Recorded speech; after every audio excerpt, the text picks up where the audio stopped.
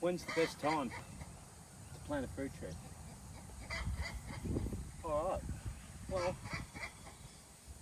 first of all I'll say g'day to you all and welcome back to Leon's Homegrown. Today we're going to talk about fruit trees and when's the best time to actually plant them. Now, there's a lot of people that say different things about it. From my personal experience, I like to plant them in autumn. The reason being is most people would think spring. Well, everything's growing in spring, let's go nursery and buy something, plant it, which is all good, and you can still do that. But what you need to understand is in springtime is when everything starts to emerge and grow from the top of the plant. Flowers start producing in winter, and is a time when everything's growing underneath the ground. So basically the sugars will go up the tree in springtime and deliver all them sugars which you're getting into your fruit. So in winter, it's all a lot of them will lose their leaves and stuff like that, depending on what plant you're planting, but it will concentrate on its root system. So I like to plant them in autumn. Autumn's a good time. Even late summer is good as well, but you can still plant them all year round. So basically I like to concentrate on all the root system underground that you don't see, growing a nice good healthy root system, which is what's going to support it on windy days and storms, and it's also going to be getting all them minerals and stuff that it needs out of the ground to give you a healthy tree. These are all planted in around autumn time, late summer, autumn. In my particular area, southeast Queensland, just west of Gympie, what we do actually have is our rainy season is in summer. So it started a bit early this year. It started in November instead of December, and it's been raining a lot, probably close to about 500 mils of rain that we've had in probably the last month and a half. So that's a good time to plant as well.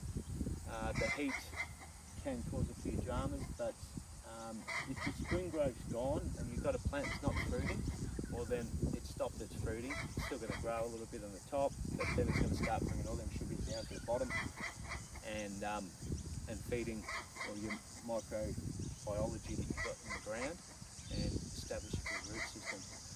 So you might have a tree that's not growing heaps, because you don't want that really.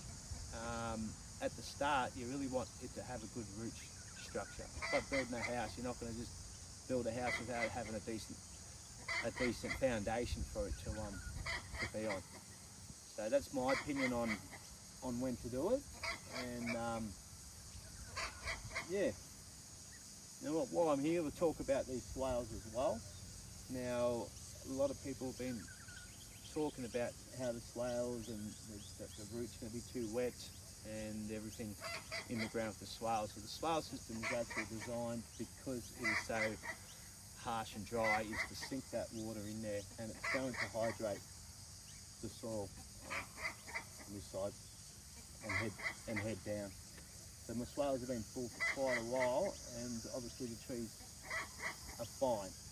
If you're in a sort of climate where it's raining all the time, like Victoria, it can rain for 6 or 9 months of the year.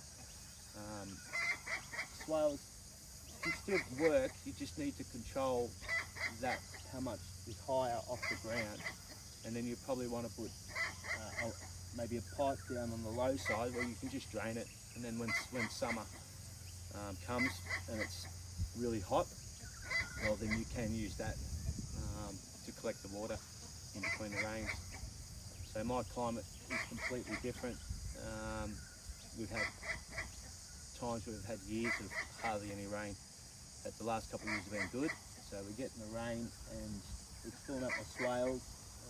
As you've seen from the previous videos, if you haven't, check them out, and you can see different steps of doing the swales. You can see what happened in winter with the frost damage, and out of that I only lost one plant, fruit tree. This system hasn't been watered by me.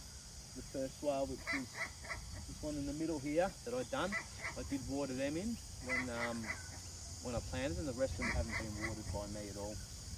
Fertiliser wise, I didn't fertilise any of the swales either, and I fertilised in spring with some fertiliser for spring. So basically this is breaking down and becoming my soil. If we get back in here, just pull some out from the top there. I'll bring it to the camera so to get some nice stuff. And if you can see in there, you can see all the web life coming through there, and it's breaking down slowly and feeding that plant. You smell it. It smells organic. It smells nice. It doesn't stink or anything like that. This mulch is pretty thick.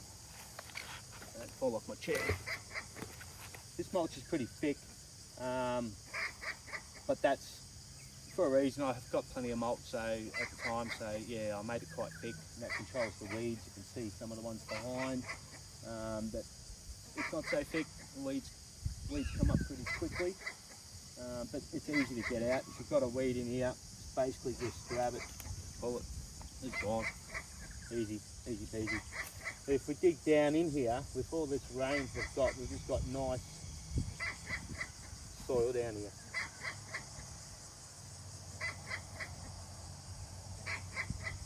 It's still a bit sandy on this side, but everything's still growing in there, as you can see. It's a very sandy soil. It's not the best soil, but as you can see, healthy plants. And this soil, as this breaks down, will get better and better. And you've just got to be careful. Food forests, people saying food forests, this big classed as close to a Syntropic or agroforestry. It'll be close to that, but it'd also be classed a little bit as permaculture. You have to excuse me, it's very hot and muggy here. I've just grabbed different designs of different things, the way people do things differently, and what I've done is sort of designed to suit myself. It's easy for someone to just say it has to be done this way and nothing else works, but I don't believe that. It's just like a loaf of bread, isn't it? You add a few different things to it, you've got all different styles of bread, different crust. Anyway, probably shouldn't really make it a comparison to bread, but you get what I mean. So basically, plant the plant any time of year if you want to.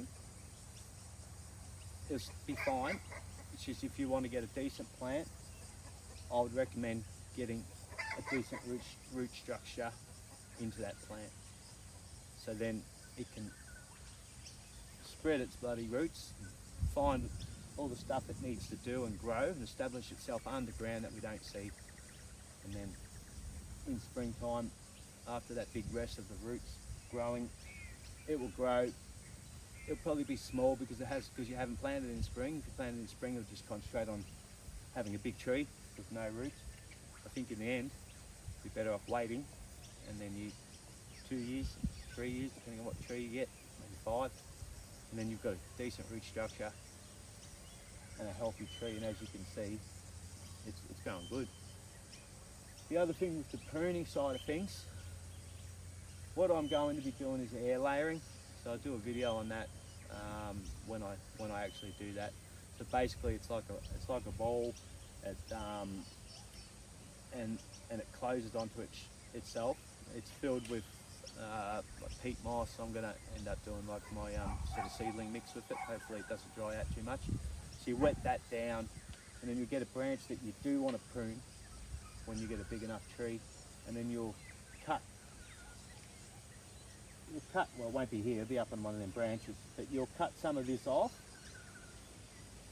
of the bark on the outside, and then you'll take that bark off, and then you'll scrape that.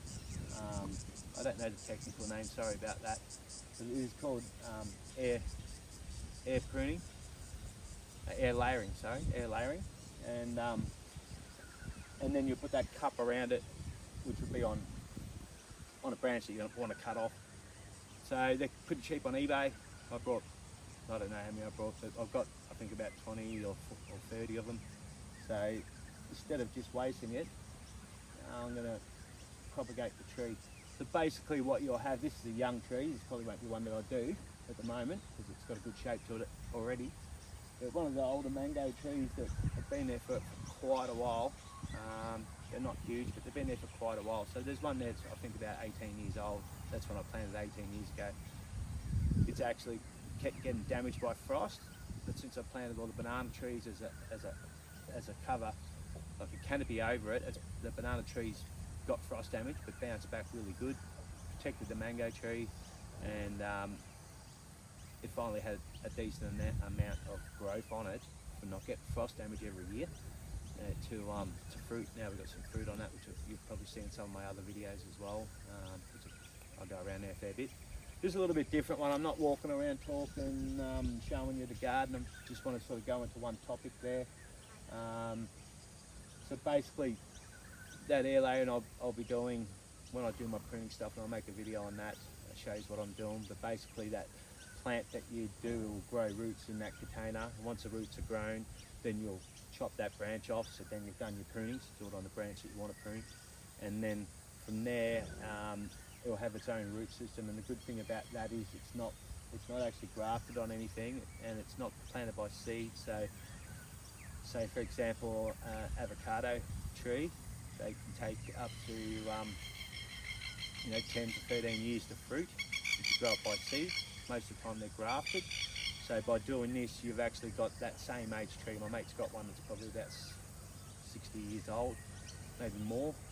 They do live, avocado trees do live, I think up to 200 years. So they live longer than us.